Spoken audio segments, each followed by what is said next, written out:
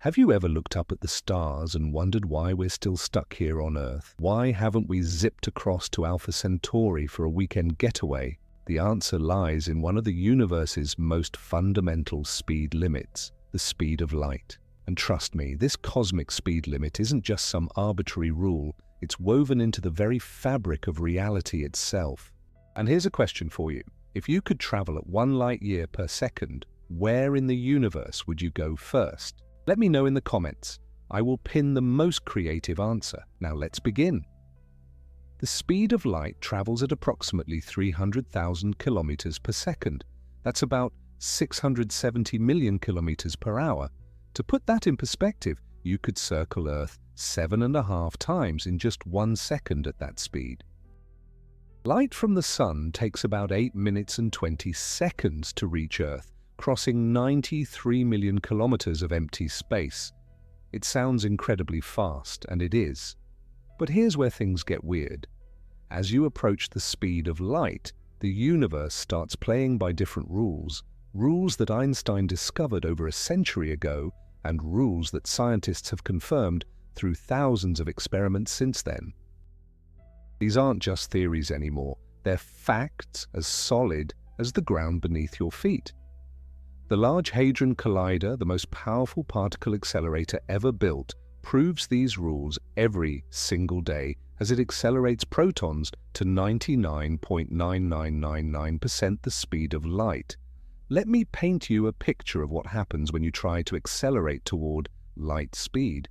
Imagine you're in a spacecraft with the most powerful engines humanity could ever build. You start accelerating faster and faster.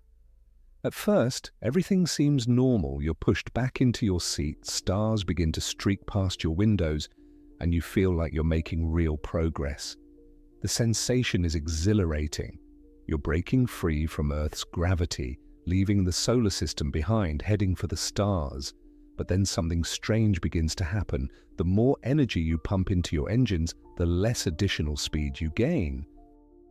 It's like trying to run through increasingly thick syrup. At 50% the speed of light, you might think you're halfway there. But you'd be wrong, dead wrong. The universe has a nasty surprise waiting for you, and it's called relativistic physics. You see, as you move faster, something called relativistic mass kicks in. This isn't the mass you learned about in school, it's something far more bizarre. The faster you go, the more massive you become from the perspective of someone watching you. And I'm not talking about gaining a few pounds. Your mass increases exponentially as you approach light speed. This isn't your actual rest mass changing. That stays the same. Instead, it's the energy required to accelerate you that skyrockets. By the time you reach 90% the speed of light, your mass has more than doubled.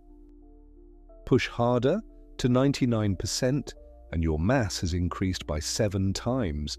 Try to get to 99.9%, and your mass is now 22 times what it was when you started. The universe is essentially making you heavier and heavier, requiring more and more energy just to gain that next fraction of a percent of speed. Hey, if you're enjoying this cosmic journey so far, don't forget to hit that subscribe button and ring the notification bell. Your support helps me create more content that explores the wonders of our universe. Plus, you'll never miss another mind-bending space fact. Here's where it gets truly mind-boggling. To accelerate just 1 kilogram of matter to the speed of light would require infinite energy, not a lot of energy, not more energy than we can currently produce. Infinite energy. More energy than exists in the entire observable universe. The universe has essentially said, this far and no further. It's like trying to count to infinity. No matter how high you count, you're never going to get there. But wait, there's more to this cosmic speed trap. Time itself begins to betray you. This isn't science fiction, it's science fact, confirmed by countless experiments. As you accelerate toward light speed, time dilation occurs. Your clock starts ticking slower compared to clocks back on Earth. A journey that feels like a few years to you might see centuries pass on Earth. This effect was first measured in 1971 during the Hafele-Keating experiment, where atomic clocks flown on airplanes showed time differences compared to reference clocks on the ground. Imagine leaving Earth at near light speed to visit Proxima Centauri, our nearest stellar neighbor, at 4.24 light-years away. The journey might take you 5 years from your perspective, but when you return to Earth, you'd find that decades or even centuries have passed. Your friends, your family, everyone you knew would be long gone. You'd be a time traveler, thrust into a future you never expected to see. The children you left behind would be older than you. The world you knew would be ancient history. This time dilation effect has been proven countless times. GPS satellites orbiting Earth have to account for it in their calculations. Without adjusting for time dilation, your GPS would be off by several kilometers within just a day. The International Space Station astronauts age slightly slower than people on Earth, though the effect is tiny, measurable only with atomic clocks. The faster you move through space, the slower you move through time. It's as if space and time are two sides of the same cosmic coin. The universe seems to have a built-in preference for keeping us at manageable speeds. But why? The answer lies in the fundamental structure of space-time itself. You see, space and time aren't separate entities. They're woven together into a four-dimensional fabric that Einstein called spacetime. And light speed isn't just a speed limit, it's the speed at which space-time itself propagates. Think of it this way. Imagine space-time as a vast ocean and light speed as the speed of waves on that ocean. No matter how fast your boat goes, you can never outrun the waves themselves because you're traveling through the very medium that creates them. In the same way, we can never exceed light speed because we're traveling through space-time, and light speed is baked into its very nature. It's not a rule imposed from outside, it's the fundamental characteristic of the universe itself. This cosmic speed limit affects everything in the universe. Information can't travel faster than light. Gravity can't propagate faster than light. Even the expansion of space itself respects this fundamental limit in its own peculiar way. When massive stars collapse or black holes collide, the gravitational waves they create ripple through space at exactly the speed of light. No faster, no slower. LIGO, the Laser Interferometer Gravitational Wave Observatory, has detected these waves multiple times, and they always travel at light speed. But here's something that might blow your mind even more. The speed of light isn't really about light at all. It's the speed of causality, the maximum rate at which cause and effect can propagate through the universe. Light just happens to travel at this speed because photons have no mass. Any massless particle would zip along at this same cosmic speed limit. Gluons, the particles that hold atomic nuclei together, also travel at light speed when free. It's the universe's way of maintaining order in the cosmic chaos. Scientists have searched for decades for any particle that might violate this speed limit. They've looked for hypothetical particles called tachyons that could travel faster than light. Teams at CERN, Fermilab, and other particle physics laboratories around the world have conducted experiment after experiment, but every observation, every test has come up empty. The universe seems absolutely committed to keeping this speed limit intact, like a cosmic traffic cop who never takes a day off. And thank goodness for that. If information could travel faster than light, it would break causality itself. Effects could happen before their causes. The future could influence the past. You could receive a message before it was sent. The universe would descend into logical chaos where nothing would make sense anymore. That cosmic speed limit isn't just a restriction, it's what keeps reality coherent and comprehensible. Modern physics has revealed even stranger aspects of this limitation. Quantum entanglement seems to allow particles to affect each other instantaneously across vast distances. Einstein called it spooky action at a distance and was deeply troubled by it. He spent years trying to prove quantum mechanics was incomplete because he couldn't accept this bizarre phenomenon. But even quantum entanglement respects the speed of light in a crucial way. No usable information can be transmitted faster than light, even through entangled particles. So where does this leave us, dreamers who long to explore the stars?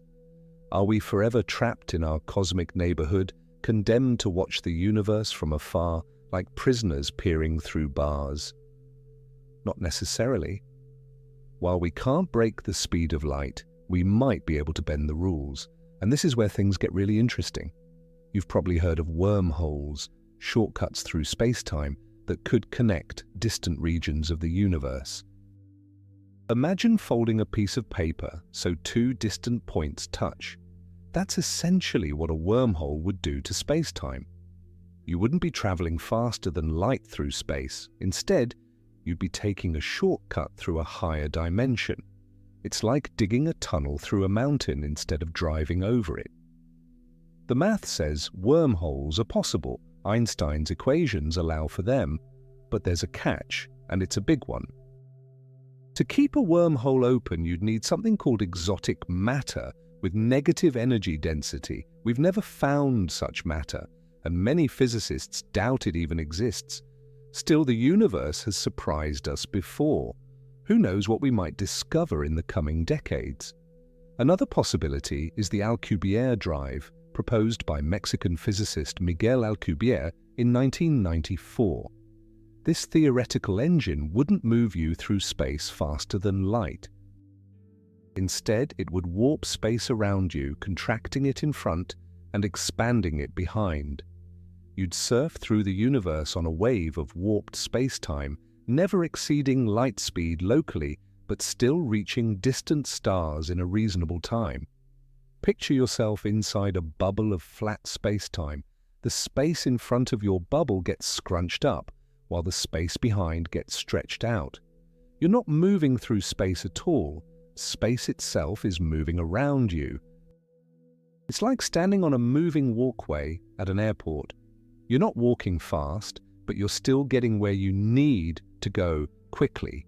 The universe might allow this cosmic loophole because you're never actually breaking the speed limit within your local region of space. But again, there are massive challenges. The energy requirements are staggering. Early calculations suggested you'd need more energy than the mass energy of the entire observable universe. Recent refinements have brought this down to merely the mass energy of Jupiter, which is still impossibly large by our current standards. Plus, you'd still need that pesky exotic matter. The universe seems determined to make faster-than-light travel as difficult as possible. Even if we could solve these technical problems, there are other issues to consider. Traveling at near-light speed or using space-time warping technologies could have consequences we're only beginning to understand. Some theories suggest that an Alcubierre drive could accumulate deadly particles at its front edge, releasing them in a devastating burst when you stop. You might reach your destination only to obliterate it with a blast of high-energy radiation. Not exactly the best way to make first contact with an alien civilization. There's also the grandfather paradox to worry about. If faster-than-light travel is possible, then time travel might be possible too. And if time travel is possible, you could theoretically go back and prevent your own birth. The universe seems to have safeguards against such paradoxes, but we don't fully understand how they work. Perhaps attempting to create such paradoxes is simply impossible, blocked by some yet undiscovered law of physics. Let me share something that really puts this in perspective. The Voyager 1 spacecraft, launched in 1977, is currently the most distant human-made object. It's traveling at about 38,000 kilometers per hour, which sounds incredibly fast, but at that speed, it would take over 73,000 years to reach the nearest star. Even if we could boost that speed by a factor of 1,000, we're still talking about decades or centuries for interstellar journeys. This is why the speed of light matters so much to our future as a species. Without some way to circumvent this cosmic speed limit, we're essentially confined to our solar system and maybe, just maybe, the nearest stars. The galaxy contains hundreds of billions of stars, but most of them might as well be mirages. Beautiful to look at, but forever out of reach. But here's where I want to shift your perspective. Yes, the speed of light is a harsh mistress, an unforgiving barrier that seems to mock our ambitions. But it's also what makes the universe possible. Without this cosmic speed limit, the universe would be a very different and probably uninhabitable place.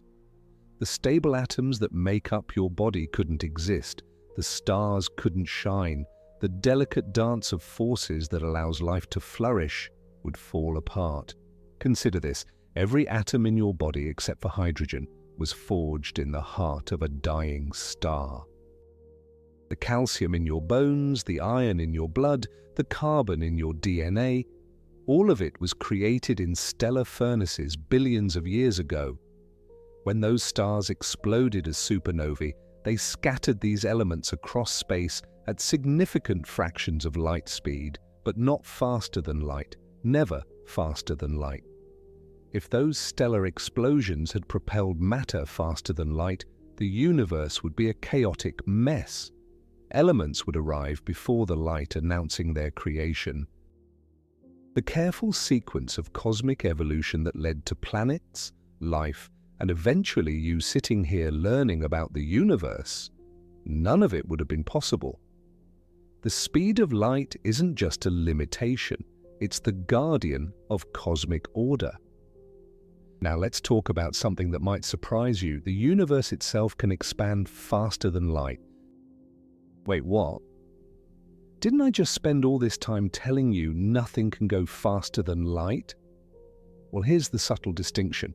Nothing can travel through space faster than light, but space itself can expand at any rate it pleases.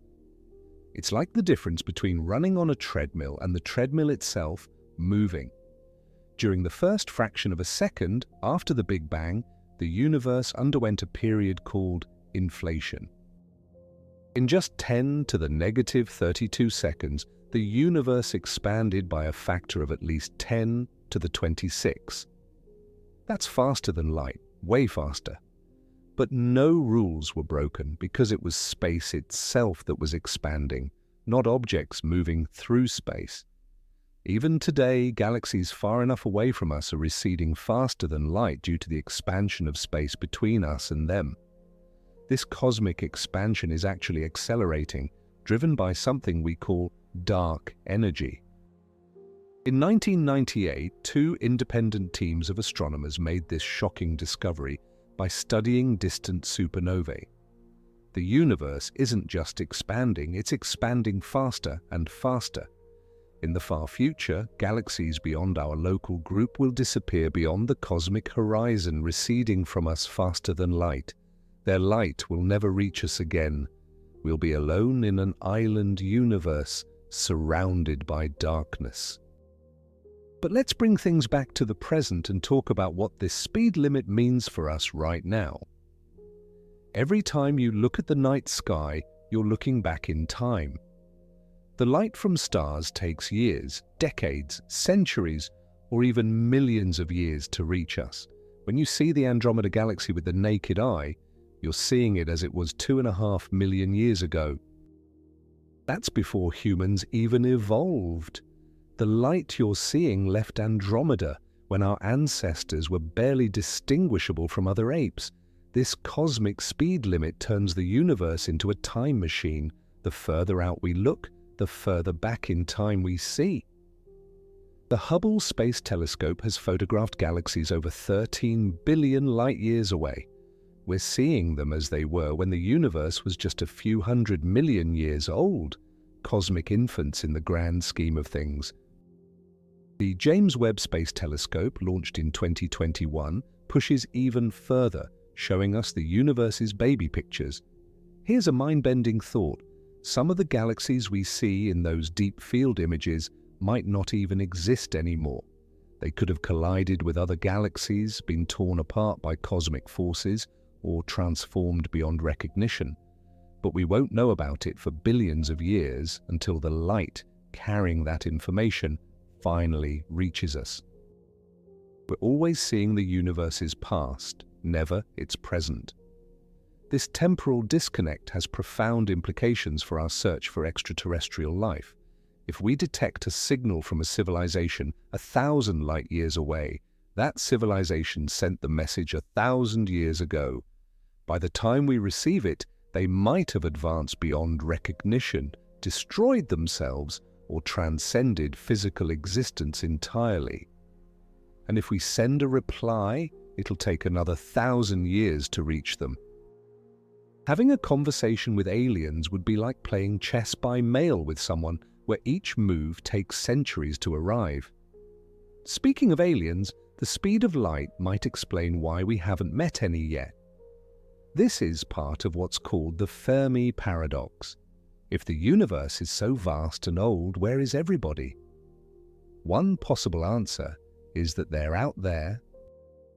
But the cosmic speed limit makes interstellar travel and communication so difficult that civilizations remain isolated islands in the cosmic ocean.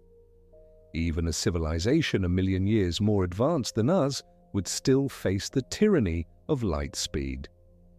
Let me paint you a picture of just how isolated we are.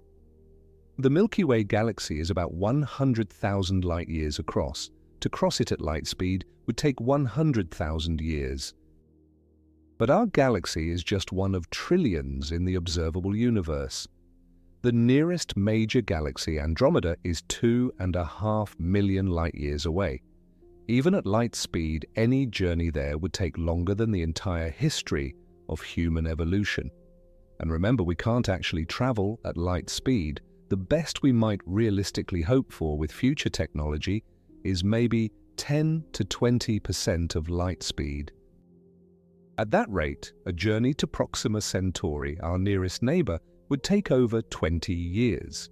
A trip across the galaxy would take 500,000 years. By the time any Voyagers returned, humanity might have evolved into something unrecognizable. This brings us to a sobering realization. The universe is unimaginably vast, filled with wonders we can barely comprehend.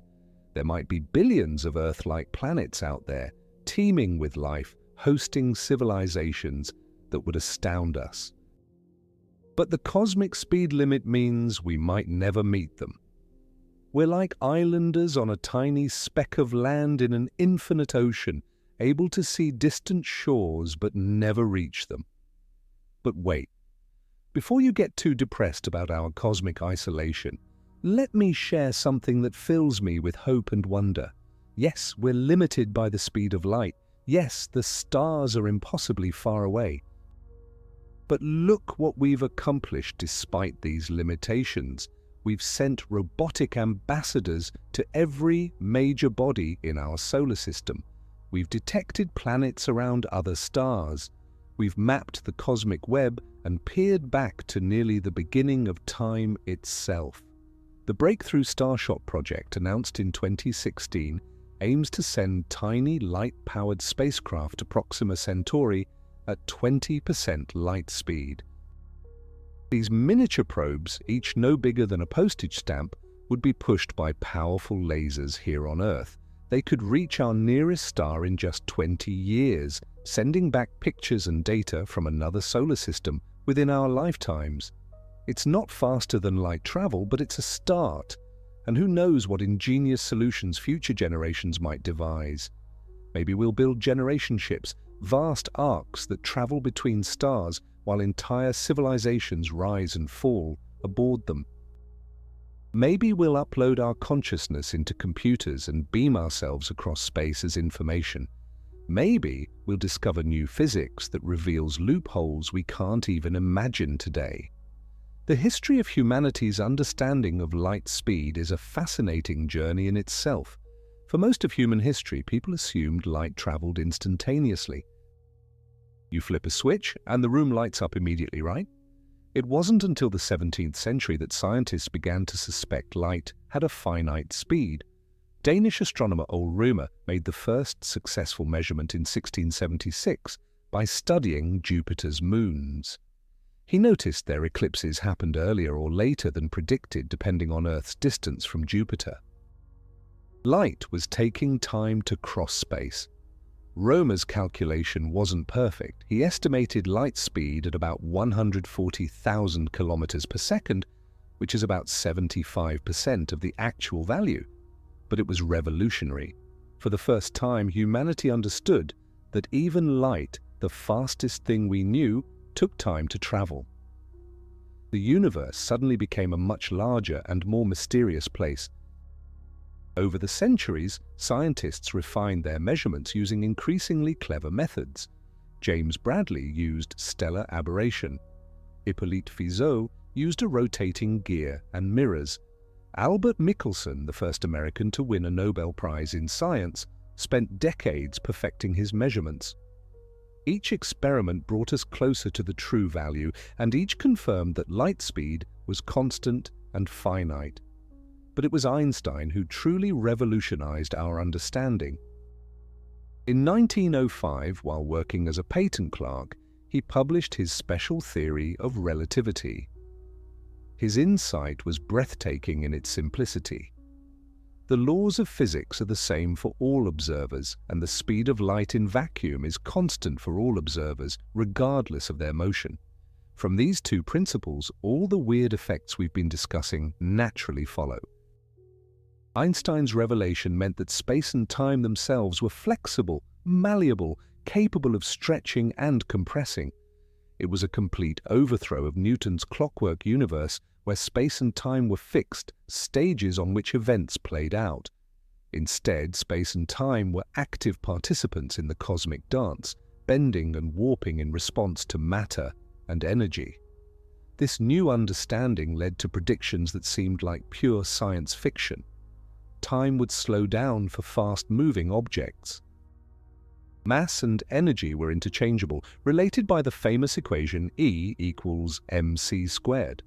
Gravity wasn't a force, but a curvature of spacetime itself, and all of these predictions have been verified with extraordinary precision. GPS satellites, particle accelerators, and astronomical observations all confirm Einstein's vision. Let me share a particularly striking example. In 2018, astronomers tracked a star called S2 as it swung close to Sagittarius A star, the supermassive black hole at our galaxy's center. As the star reached speeds of nearly 17 million kilometers per hour, about 3% of light speed, they could measure the relativistic effects directly. Time dilation, gravitational redshift, all of it matched Einstein's predictions perfectly. We were watching relativity in action across 26,000 light-years of space. But understanding light speed isn't just about abstract physics. It has practical implications for everything from computing to communication. The speed of light limits how fast computer processors can operate. Electrical signals in circuits travel at about 2/3 light speed, which means there's a fundamental limit to how quickly information can move through a chip.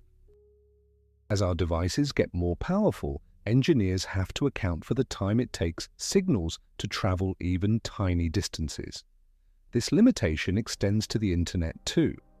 When you video chat with someone on the other side of the world, there's always a slight delay.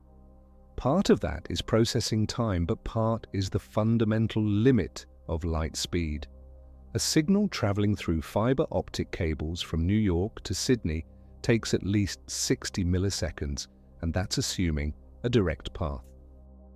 No amount of technological advancement can reduce this delay. It's baked into the universe itself. Even more dramatically, light speed affects our communications with spacecraft. When NASA operators send commands to the Mars rovers, they have to wait anywhere from 4 to 24 minutes for the signal to arrive, depending on where Mars is in its orbit. Then they wait the same amount of time to hear back. Imagine trying to drive a car where every turn of the steering wheel takes 15 minutes to take effect. This is why Mars rovers need sophisticated autonomous systems. Real-time control is simply impossible. The Voyager missions really drive this home. Voyager 1 is now over 14 billion kilometers from Earth. A radio signal takes more than 21 hours to reach it. The spacecraft left Earth in 1977 when Jimmy Carter was president, and now it takes nearly a day for our messages to reach it. By the time this video reaches you, that delay will be even longer as Voyager continues its lonely journey into interstellar space. And yet, despite these limitations, Voyager continues to send us data. Weak signals traveling at light speed across unimaginable distances still connect us to this tiny ambassador of humanity. Every bit of information takes those 21 hours to reach us, a cosmic reminder of our place in the universe. The power of those signals is incredibly faint, less than a billionth of a watt by the time they reach Earth. We need massive radio dishes and incredibly sensitive equipment just to hear Voyager's whisper across the void. This brings up another consequence of the cosmic speed limit, the inverse square law. As light and other electromagnetic radiation spread out through space, they weaken dramatically, double the distance, and the signal strength drops to 1/4. Triple it, and you're down to 1/9. This is why detecting signals from distant civilizations is so challenging. Even a powerful transmission becomes a whisper across interstellar distances. Consider the famous Arecibo message sent from the Arecibo radio telescope in 1974 toward the globular cluster M13. It was humanity's first deliberate attempt to send a message to the stars, but M13 is 25,000 light-years away. The message won't arrive for another 25,000 years, and any reply would take another 25,000 years to return. We're having a conversation with the deep future, hoping someone will be there to listen. This cosmic speed limit also shapes how we search for life. The SETI project scans the skies for artificial signals, but we're always listening to the past. A detection from a star system 100 light-years away tells us there was a technological civilization there a century ago. They might have destroyed themselves since then, or evolved beyond using radio waves, or simply changed frequencies. We're archaeological detectives piecing together clues from light that's been traveling since before we were born. But here's what really captures my imagination. Despite all these limitations, life found a way to harness light speed for its own purposes.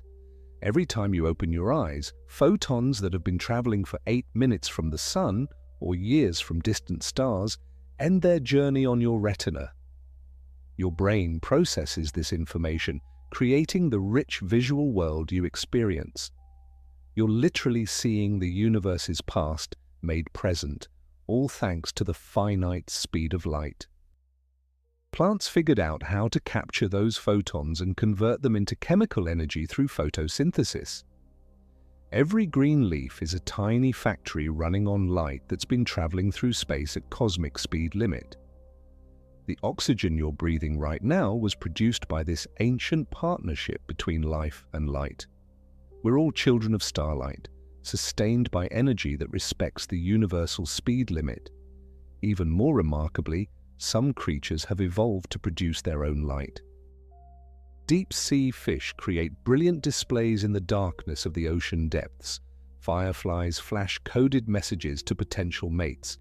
These bioluminescent organisms remind us that life doesn't just passively receive light, it actively participates in the cosmic conversation, sending out its own signals at nature's maximum speed. The study of light speed has also revealed profound truths about the nature of reality itself. Quantum mechanics tells us that light behaves both as a wave and as a particle. A single photon can pass through 2 slits simultaneously, interfering with itself, yet still arrive at a specific point on a detector. This wave-particle duality isn't just limited to light. All matter exhibits this schizophrenic behavior at small scales. This quantum weirdness extends to the vacuum of space itself. Even in the emptiest regions of the universe, quantum fluctuations cause particles to pop into existence and annihilate each other constantly. These virtual particles respect the speed of light just like everything else, but their brief existence hints at a seething ocean of activity underlying what we perceive as empty space.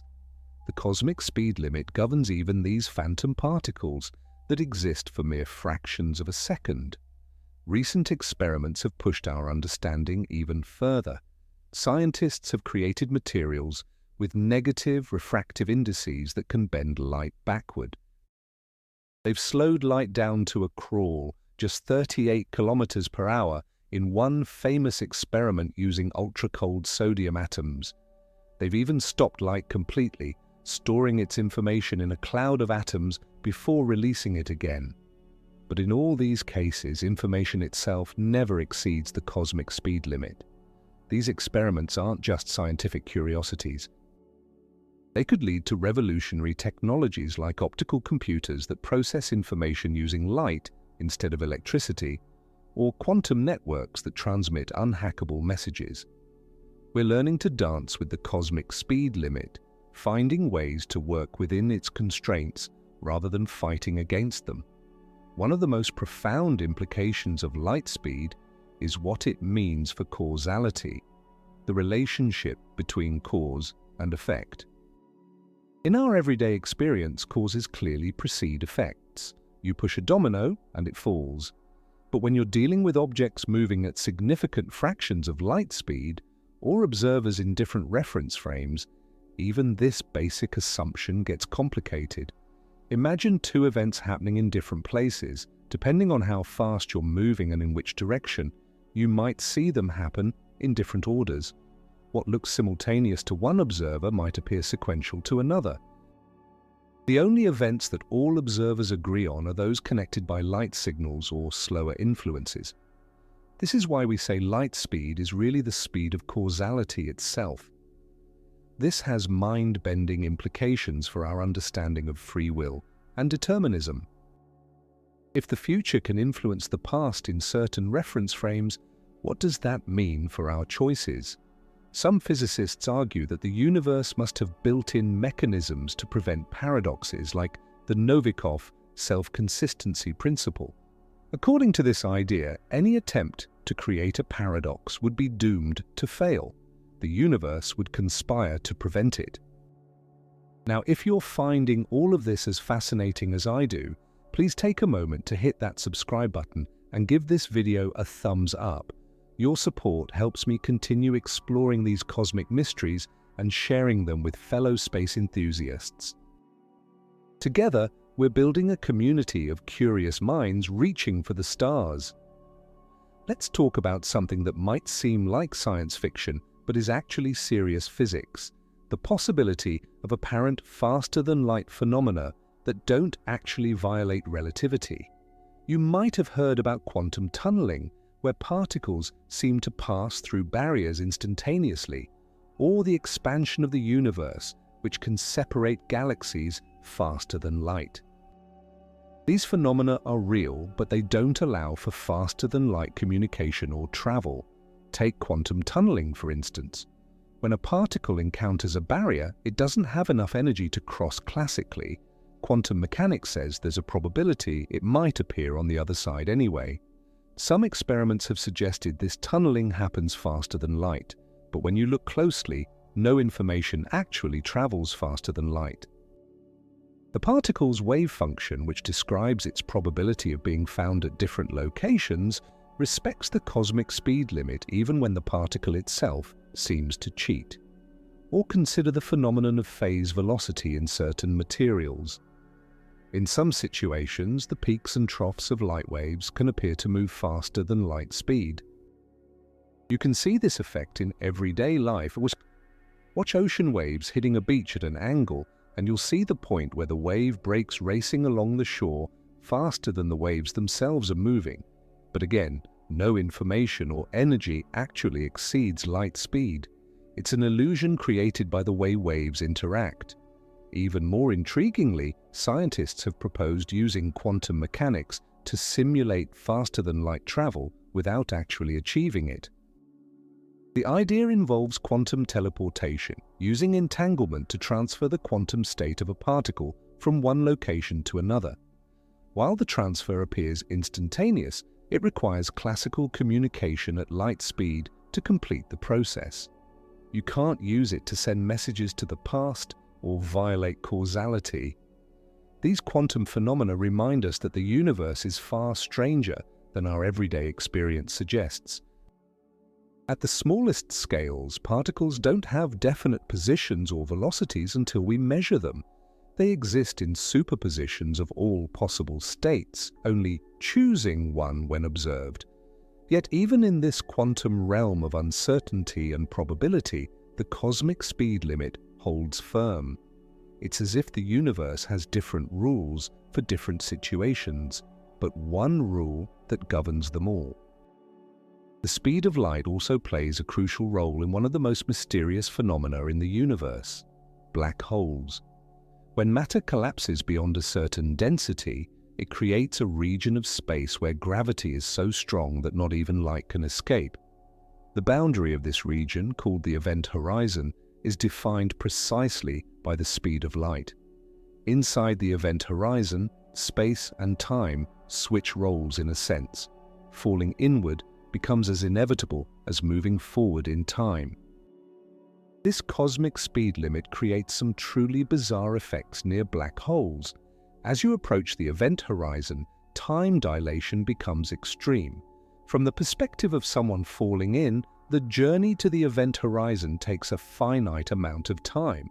But to an outside observer, the falling person appears to slow down more and more, their image freezing at the horizon, growing redder and dimmer until it fades completely. They never quite seem to cross the boundary, even though from their own perspective, they sail right through. Stephen Hawking's greatest contribution to physics might be his discovery that black holes aren't perfectly black. Through quantum effects near the event horizon, they slowly evaporate by emitting what we now call Hawking radiation. This process respects the speed of light, of course, but it reveals something profound. Even in the most extreme environments in the universe, where space and time are twisted beyond recognition, the fundamental rules still apply.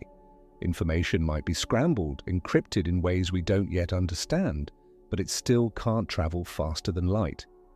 This brings us to one of the biggest puzzles in modern physics: the black hole information paradox. When matter falls into a black hole, what happens to the information it contains? Quantum mechanics says information must be preserved, but general relativity suggests it's destroyed. The resolution of this paradox might reveal new physics that could change our understanding of space, time, and the cosmic speed limit itself. Some theorists propose that information is encoded on the two-dimensional surface of the event horizon, rather than in the three-dimensional volume inside, a mind-bending idea called the holographic principle. But let's step back from these extreme scenarios and consider what the speed of light means for our future as a civilization. Some futurists envision humanity spreading across the galaxy, establishing colonies on distant worlds. But the cosmic speed limit imposes harsh realities on such dreams. Even with generation, ships, or suspended animation, the journeys would take so long that the colonies would effectively be independent from Earth the moment they launched. Imagine a colony ship departing for a star system 50 light-years away. Even traveling at an optimistic 10% of light speed, the journey takes 500 years. By the time the colonists arrive, Earth has advanced 5 centuries. Any messages between Earth and the colony take 50 years each way. After just a few exchanges, thousands of years have passed. The two branches of humanity would diverge, developing different cultures, perhaps even evolving in different directions. The cosmic speed limit doesn't just separate us in space, it separates us in time and destiny. This isolation might not be entirely bad. It could ensure human survival even if Earth suffers a catastrophe. Each colony would be a backup of human civilization, preserved by the vast distances between stars. But it also means we might be creating not just new worlds, but new species. Given enough time and different environmental pressures, humans on different planets could evolve into forms we might not even recognize as our descendants. The speed of light also limits the ultimate fate of intelligence in the universe. As the universe expands and cools, stars will eventually burn out, black holes will evaporate, and the cosmos will enter what physicists call the heat death, a state of maximum entropy where nothing interesting can happen anymore. But this process takes an almost incomprehensible amount of time. The stelliferous era, when stars shine, will last for trillions of years. The black hole era could last for 10 to the 100th power years or more. During these vast timescales, the speed of light determines how much of the universe any civilization can influence or explore. Even if a civilization could survive for billions of years, expanding at near light speed, they could only reach a finite bubble of space before the accelerating expansion of the universe carries distant galaxies beyond their reach forever. We're not just racing against time, we're racing against the expansion of space itself. This cosmic perspective might seem depressing, but I find it profoundly beautiful. The universe has given us a gift, a cosmos where cause and effect maintain their proper relationship, where paradoxes can't tear apart the fabric of reality, where the past is truly past and the future remains unwritten. The speed of light isn't a cage, it's the foundation that makes existence possible. Think about what a universe without a cosmic speed limit would be like. Information could travel instantaneously across any distance. The entire universe would be in constant, chaotic communication with itself. Every event everywhere would immediately affect everything else. There would be no locality, no isolation, no time for complex structures like stars, planets, and life to develop independently. The universe would be a seething, incomprehensible mess where nothing stable could exist. Instead, we have a universe where different regions can develop independently, where complexity can arise through local interactions, where there's time for evolution and growth. The cosmic speed limit creates pockets of calm in the chaos, islands of order where interesting things can happen. Every star system is its own little laboratory, experimenting with different arrangements of matter and energy. This locality is what makes science possible.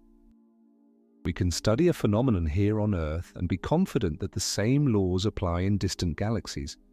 We don't have to worry about instantaneous influences from the other side of the universe disrupting our experiments. The cosmic speed limit ensures that the universe is comprehensible, that we can understand it piece by piece rather than having to grasp it all at once. Even our consciousness might depend on the cosmic speed limit. The neurons in your brain communicate through electrical and chemical signals that respect the speed of light. The finite speed of neural communication might be what creates our sense of temporal flow, our experience of thoughts developing over time rather than existing all at once. A brain with instantaneous communication might not experience consciousness as we know it at all. The speed of light also shapes the aesthetic beauty of the universe. The stunning spiral arms of galaxies exist because stars orbit at speeds much less than light speed, allowing density waves to propagate and create structure. The delicate filaments of nebulae, the graceful arcs of planetary rings, the majestic jets from quasars, all of these depend on the finite speed of light and the dynamics it enables. A universe with instantaneous communication would be visually chaotic, lacking the elegant structures we find so captivating. Consider something as simple as a sunset. Those beautiful colors exist because Earth's atmosphere scatters different wavelengths of light differently, and because the sun is far enough away that its light takes 8 minutes to reach us. The finite speed of light combined with the properties of matter creates the daily masterpiece we too often take for granted. Every rainbow, every reflection, every shadow is a reminder of the cosmic speed limit that shapes our reality. Music, too, depends on the finite speed of sound, which is ultimately limited by the speed of light, since atomic interactions can't propagate faster than electromagnetic forces allow. The delay between plucking a guitar string and hearing the note, the reverberations in a concert hall, the way harmonies blend and interfere, all of these musical phenomena arise from the finite speed of information transfer. Without it, there would be no rhythm, no melody, no symphony of sounds to stir our souls. Let's dive deeper into how the cosmic speed limit has shaped our quest to understand the universe. Every major discovery in astronomy has been a conversation with light from the past.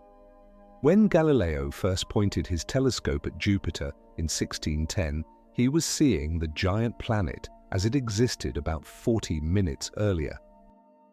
When Edwin Hubble discovered that the universe was expanding in the 1920s, he was analyzing light that had been traveling for millions of years. We're archaeologists of light, piecing together the universe's history from ancient photons. The cosmic microwave background radiation, discovered accidentally in 1964 by Arno Penzias and Robert Wilson, is the oldest light we can observe. It's been traveling for 13.8 billion years, carrying information from when the universe was only 380,000 years old. This ancient light, cooled by the expansion of space to just a few degrees above absolute zero, tells us about the universe's infant moments. Every tiny fluctuation in this radiation maps out the seeds of galaxies, the first hints of the cosmic web that would eventually produce everything we see today. But here's something that might surprise you. The observable universe is actually larger than 13.8 billion light-years in radius. How is that possible if nothing can travel faster than light? The answer lies in the expansion of space itself. While that ancient light has been traveling toward us, space has been stretching, carrying the source of that light much farther away. The current distance to the edge of the observable universe is about 46 billion light-years. We're seeing ancient light from objects that are now far beyond where they appear to be. This creates a strange situation. We can see galaxies whose light left them billions of years ago, but we can never see what they look like now in any meaningful sense. By the time light from their current state reaches us billions of years in the future, they'll have evolved beyond recognition. And due to the accelerating expansion of the universe, there are galaxies we can see today whose future light will never reach us. They'll fade from view, lost forever beyond the cosmic horizon. The James Webb Space Telescope, with its unprecedented infrared vision, pushes our observations even closer to the beginning of time. It sees galaxies as they existed just a few 100 million years after the Big Bang, their light stretched by the expansion of space into infrared wavelengths. Each image is a time capsule preserved by the finite speed of light, showing us how galaxies formed and evolved in the universe's youth. But observing the distant universe isn't just about looking back in time, it's about understanding our cosmic future. By studying how the expansion rate has changed over billions of years, we've discovered that dark energy is accelerating the expansion. This discovery, which earned the 2011 Nobel Prize in Physics, tells us that the universe's future is one of increasing isolation. Galaxies will flee from each other ever faster until each galaxy cluster becomes an island universe, alone in an empty void. The finite speed of light also creates natural limits on the size of structures in the universe. Galaxies can only grow so large before the light travel time across them becomes comparable to their age. Galaxy clusters are near this limit. They're so vast that they haven't had time to fully relax into equilibrium. The largest structures we see, the great walls and filaments of the cosmic web, are fossils of the universe's initial conditions, preserved because there hasn't been enough time for gravity to erase them. This brings us to a fascinating question. Could there be structures or civilizations larger than the observable universe? The answer is mind-bending. Due to cosmic inflation, the entire universe is likely vastly larger than the part we can see. There could be regions quadrillions of light-years away, completely disconnected from us by the cosmic speed limit. These regions might have different distributions of matter, different types of galaxies, perhaps even slightly different physical constants. We'll never know because their light will never reach us. Now you might wonder, if we can never interact with these distant regions, do they really exist in any meaningful way? This touches on deep philosophical questions about the nature of reality. Some physicists argue for a cosmic solipsism, the idea that only the observable universe is real to us. Others maintain that reality exists independently of our ability to observe it. The cosmic speed limit forces us to confront the limits of empirical knowledge itself. Speaking of limits, let me share something that showcases human ingenuity in the face of cosmic constraints. The Event Horizon Telescope, which captured the first image of a black hole's shadow in 2019, effectively created a telescope the size of Earth by combining observations from radio dishes around the globe. But even this planet-sized instrument is limited by the speed of light. The radio waves from the black hole in galaxy M87 took 55 million years to reach us. We're seeing a snapshot of a black hole as it existed when the first primitive primates were emerging on Earth. The success of the Event Horizon Telescope depended on incredibly precise timing. Each telescope had to record not just the radio waves, but exactly when they arrived, measured by atomic clocks accurate to billionths of a second. The finite speed of light meant that waves arrived at different telescopes at slightly different times. By accounting for these delays with extraordinary precision, astronomers could combine the data to create an image with the resolution of a telescope spanning continents. This technique, called very long baseline interferometry, pushes the boundaries of what's possible within the cosmic speed limit. Future projects envision space-based radio telescopes that could create virtual instruments larger than Earth's orbit. But even these ambitious plans can't overcome the fundamental limit. We're always looking at the past, and the farther we look, the older the light we see. The cosmic speed limit also affects our search for potentially hazardous asteroids. By the time we see the sunlight reflecting off a distant asteroid, it's already moved from that position. For nearby asteroids, this isn't a big problem, but for objects in the outer solar system, the light travel time becomes significant. Neptune, for instance, is about 4 light hours from the Sun. Any observations of objects in that region are hours out of date by the time we receive them. This delay becomes critical for planning space missions. When the New Horizons spacecraft flew past Pluto in 2015, the signal delay was about 4.5 hours. Mission controllers had to program the entire flyby sequence in advance, trusting that their calculations were correct. They couldn't make real-time adjustments. By the time they saw data suggesting a problem, the encounter would already be over. The spacecraft had to be smart enough to handle unexpected situations on its own. The same challenge faces any future interstellar missions. A probe to Proxima Centauri would be on its own for the entire journey. Even at the speed of light, our commands would take years to reach it. The probe would need artificial intelligence sophisticated enough to handle any contingency, make complex decisions, and even repair itself. We wouldn't be sending a spacecraft, we'd be sending an independent explorer, a robot ambassador representing humanity. This independence required by the cosmic speed limit might actually be a feature, not a bug. It forces us to build robust, autonomous systems. It encourages us to think carefully about our goals and methods before acting. There's no room for sloppy planning when your decisions take years or decades to implement.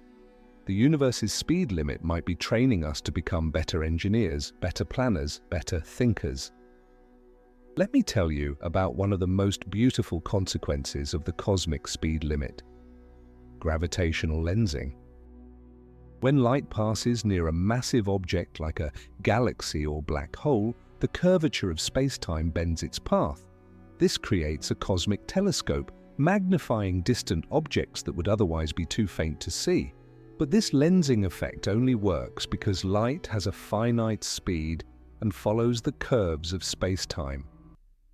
The light we see through these gravitational lenses has taken millions or billions of years to reach us, following paths bent by cosmic gravity. In some cases, the lensing creates multiple images of the same distant object. Astronomers have observed quasars that appear as 4 or more separate points of light, all showing the same object at slightly different times in its history. The light from each image has taken a different path around the lensing galaxy, with some paths longer than others. We're seeing the same cosmic event from multiple angles and multiple moments in time, a natural time machine created by gravity and the finite speed of light. One spectacular example is the Einstein cross, discovered in 1985. A galaxy 2 billion light-years away bends the light from a quasar 8 billion light-years away into 4 distinct images arranged in a cross pattern. Each image shows the quasar at a slightly different time, offset by days or weeks.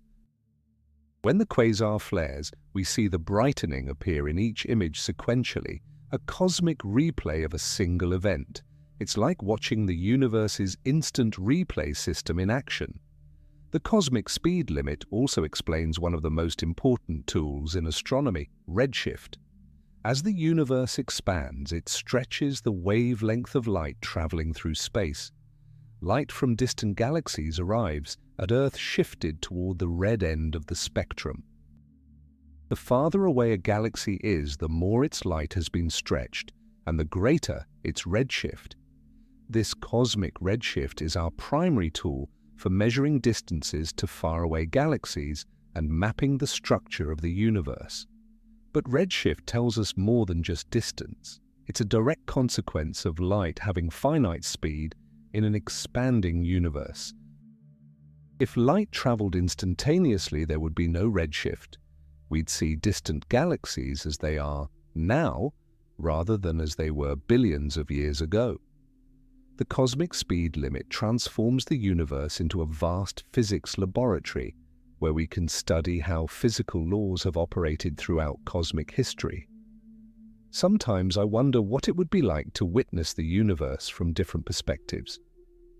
Imagine being on a planet in the Andromeda Galaxy looking back at the Milky Way. You'd see our galaxy as it was 2.5 million years ago. The light from Earth would show a planet in the grip of an ice age with no hint of human civilization. Our entire recorded history, all our achievements and struggles, would be invisible to these distant observers for millions of years to come. This cosmic perspective is both humbling and inspiring. Every star we see in the night sky is showing us its past. Betelgeuse, the red giant in Orion, is about 650 light-years away. If it exploded as a supernova today, we wouldn't know for 6.5 centuries. Our descendants in the year 2600 would suddenly see Orion's shoulder vanish, replaced by a brilliant explosion visible even in daylight. The constellation that humans have recognized for thousands of years would be forever changed. The finite speed of light creates a special kind of cosmic democracy. No matter how advanced a civilization becomes, they face the same fundamental limits we do. They see the same delayed views of the universe, face the same challenges in interstellar communication, and work within the same cosmic speed limit. If there are ancient civilizations billions of years older than us, they still can't send messages faster than light or see the universe as it exists now in any absolute sense. This universal constraint might shape how alien civilizations develop. Instead of building galaxy-spanning empires with faster-than-light travel, they might focus on longevity and patience. A civilization that lives for billions of years can afford to send generation ships between stars. They might create networks of communication that operate on geological timescales, conversations between worlds that unfold over millions of years. The cosmic speed limit doesn't prevent interstellar civilization, it just requires a different conception of time and progress. Let's talk about something that often gets overlooked: how the cosmic speed limit affects the search for extraterrestrial intelligence. SETI researchers face a profound challenge. Not only do they have to detect incredibly faint signals from vast distances, but they're always listening to the past. A signal from a star system 1,000 light-years away tells us there was a technological civilization there 1,000 years ago. By the time we detect them, they might have moved beyond radio communication entirely. This creates what we might call the synchronicity problem.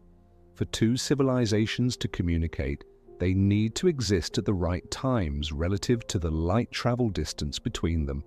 They need to develop compatible communication technologies within the window when signals can be exchanged. Given the vast age of the universe and the relatively brief time civilizations might use any particular technology, the odds of synchronicity might be vanishingly small. Some scientists have proposed that advanced civilizations might use the cosmic speed limit to their advantage.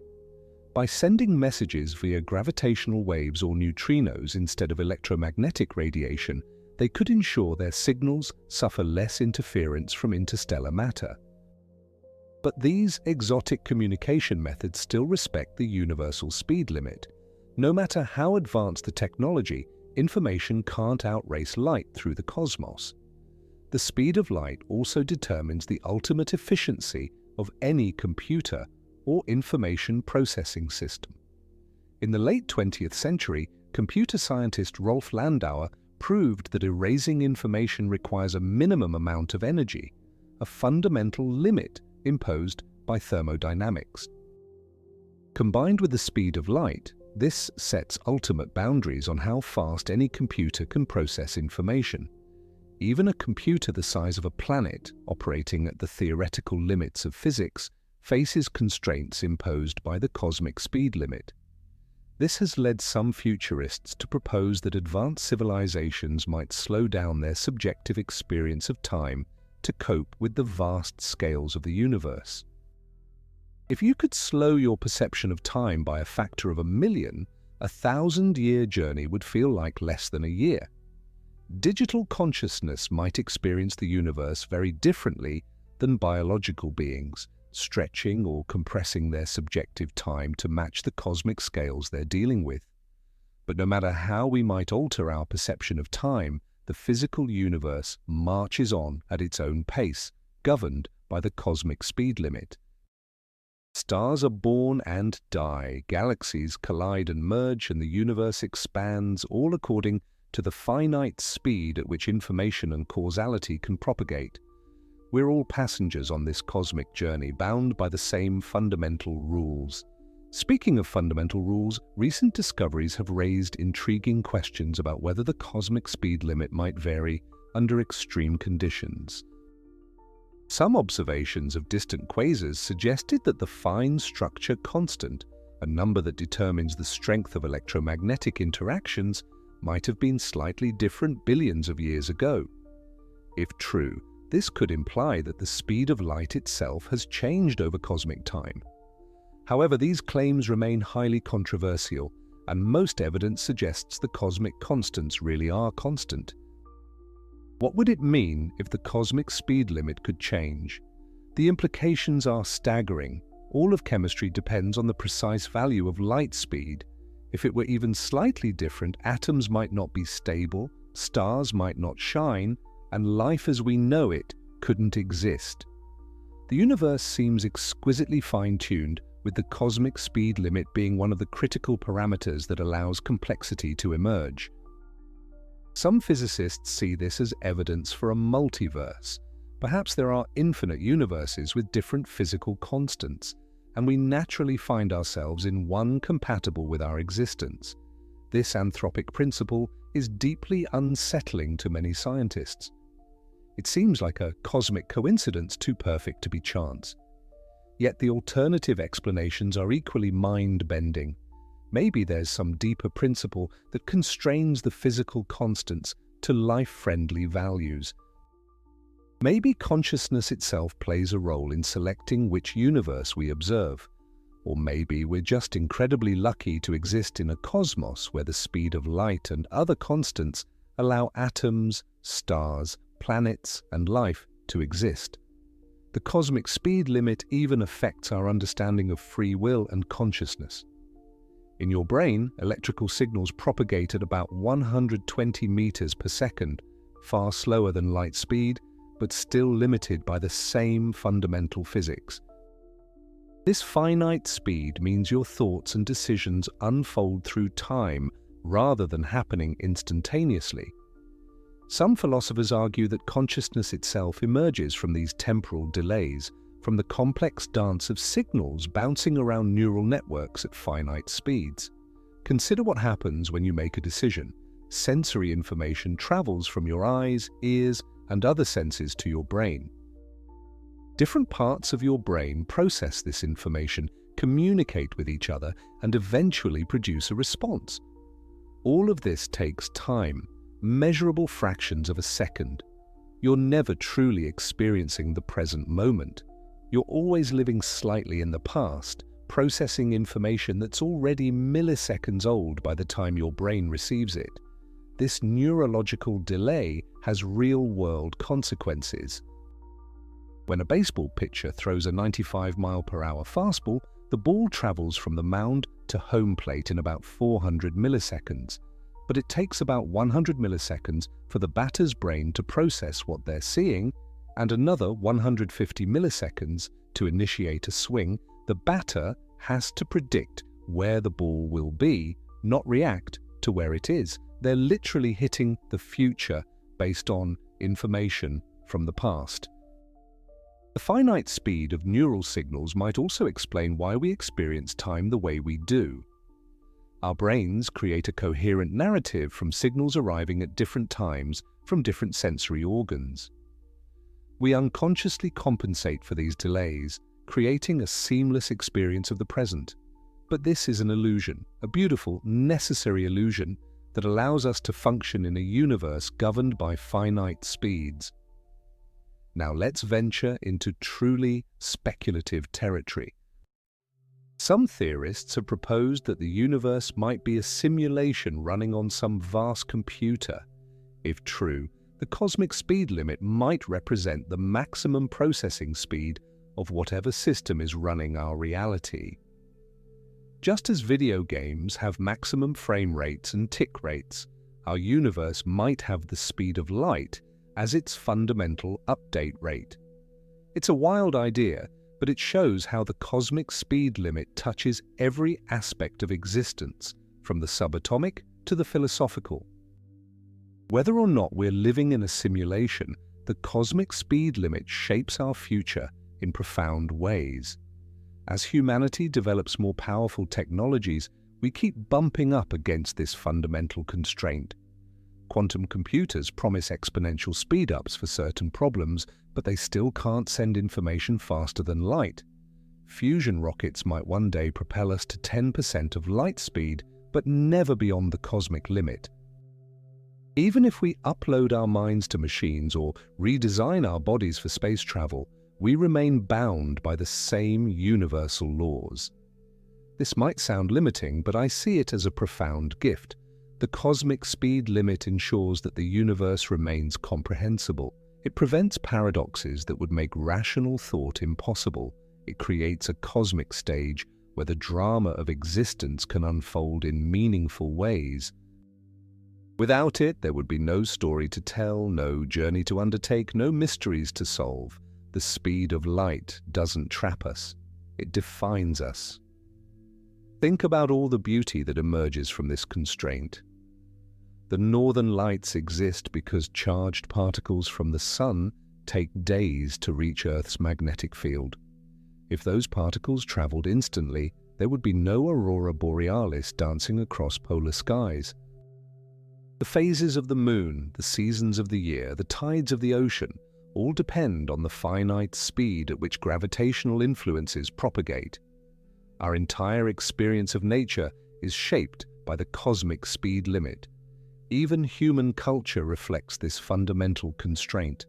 Before electronic communication, the speed of light didn't directly limit human interaction. The speed of horses, ships, and eventually trains and planes did. But these mechanical speeds are themselves limited by the electromagnetic forces holding matter together, which operate at light speed.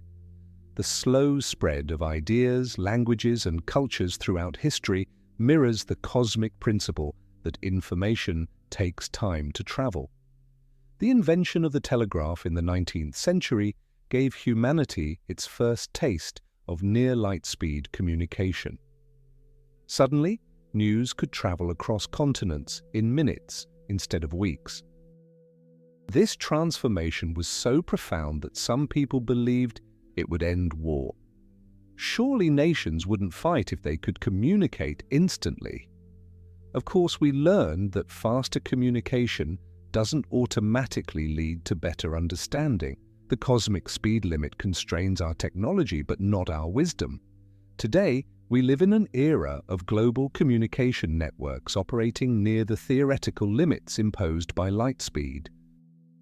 When you send a message to someone on the opposite side of Earth, it physically cannot arrive in less than about 67 milliseconds.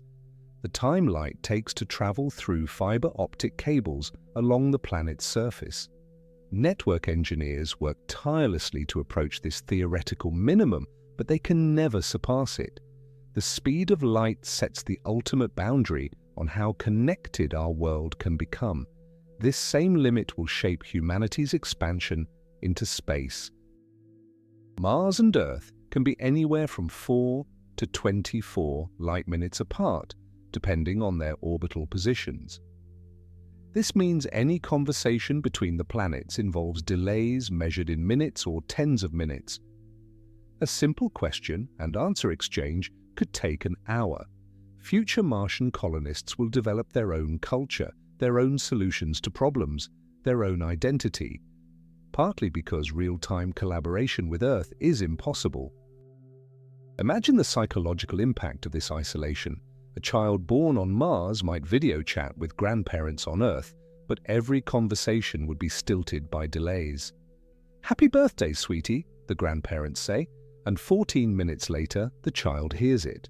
The child replies, "Thank you," and 14 minutes after that, the grandparents hear the response. By the time a few exchanges have occurred, an hour has passed. The cosmic speed limit doesn't just separate us physically, it creates emotional and social distances that no technology can bridge. Yet humans are remarkably adaptable. We've learned to maintain relationships across vast distances and time zones here on Earth. Military families stay connected despite deployments. Scientists collaborate across continents. Perhaps we'll develop new social protocols for interplanetary communication, asynchronous conversations that feel more like exchanging letters than chatting. The cosmic speed limit might force us to be more thoughtful, more deliberate in our communications. As we push further into space, these delays will only increase. A colony around Jupiter would be 35 to 52 light-minutes from Earth. A scientific outpost in the Kuiper Belt could be light hours away. Each step outward is a step toward greater independence, forced by the tyranny of distance and the cosmic speed limit. Humanity might not spread through space as a unified civilization, but as a dispersed family of related cultures, each adapted to their own cosmic neighborhood. Have you ever wondered how long it would take for us to leave the solar system? Then check out this video at the left side of the screen.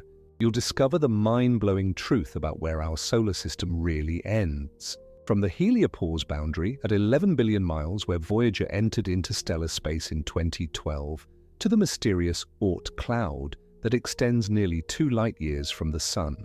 See you there.